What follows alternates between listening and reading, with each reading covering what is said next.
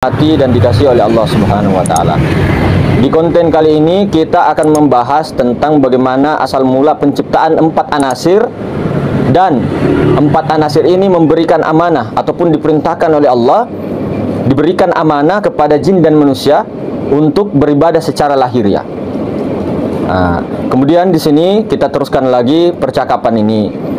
Di zaman azali ataupun di zaman belum ada jin dan manusia, itu Allah Subhanahu wa Ta'ala ingin berencana untuk mengambil daripada halusnya 4 anasir, yaitu halusnya api, halusnya angin, halusnya air, dan halusnya tanah.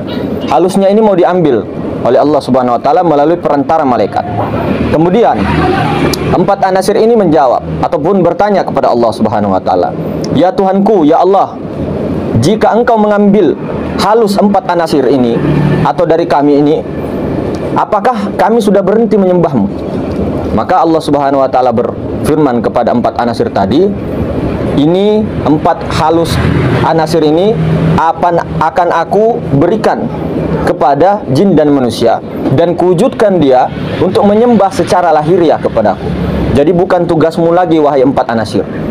Nah, kemudian 4 anasir ini bertanya lagi, "Ya Allah, ya Tuhanku, ketika mereka tidak melaksanakan daripada tugas atau amanah yang engkau berikan kepada mereka secara lahiriah, menyembahmu, sholat secara lahiriah, apa yang harus kami lakukan, ya Allah?"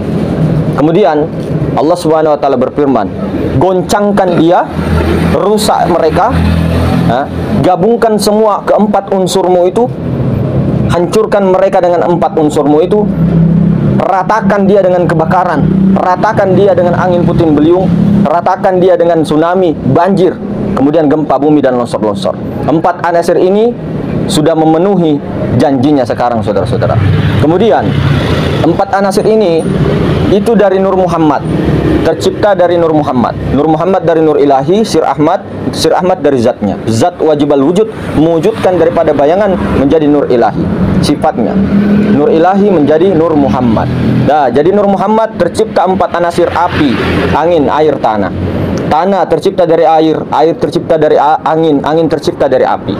Nah, kemudian kita tanah ini ataupun 4 anasir ini sudah berubah menjadi tanah, ya, terakhirnya tanah. Kemudian tanah ini, disinilah tumbuh-tumbuhan hidup, dari sinilah juga makhluk hidup. Kemudian ini dimakan oleh manusia, kemudian menjadi saripati makanan. Kemudian daripada saripati makanan ini, itu tersimpan di dalam tubuh kita. Nah, kemudian di dalam otak tersimpan, kemudian ke belakang ini, tulang ekor, kemudian ke tempat itu. Kemudian ketika 4 anasir ini mau berwujud kepada amanah yang dijanjikan Tuhan untuk menciptakan jin dan manusia secara wujud dan secara batin, digabung ruhani dengan batin, terciptanya jasad. Nah, kemudian kita ini saripati makanan tadi ini itu tersimpan di dalam bapak. Kemudian bapak ini berkeinginan untuk menikah, seperti saya jelaskan di konten kemarin, berkeinginan untuk menikah, sehingga dia setelah menikah ada namanya nafsu. Nah, inilah api, unsur api, nafsu, keinginan.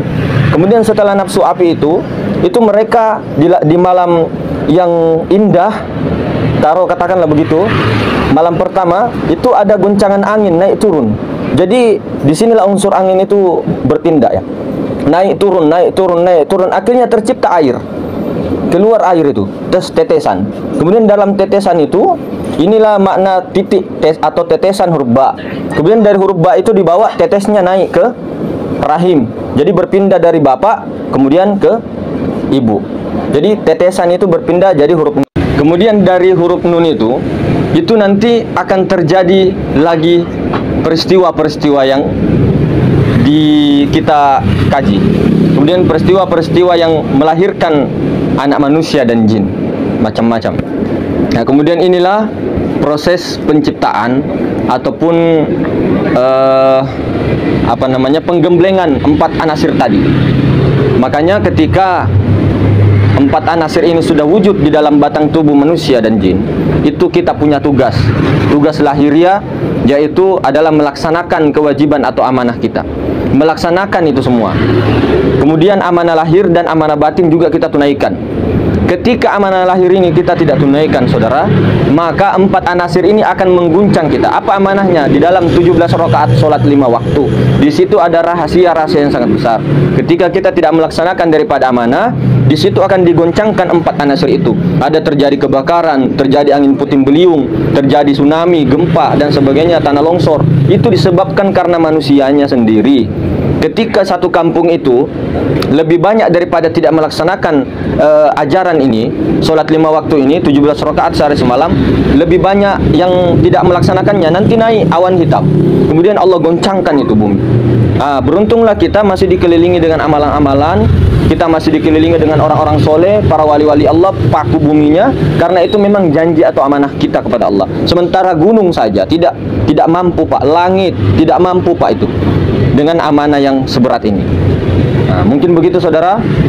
Terima kasih sudah bertanya kepada kita dan kita jawab apa adanya, walaupun berbeda pendapat, satu tujuan. Oke? Simak selanjutnya suatu saat nanti di konten-konten selanjutnya. Jangan lupa like, subscribe, dan komen. Assalamualaikum warahmatullahi wabarakatuh.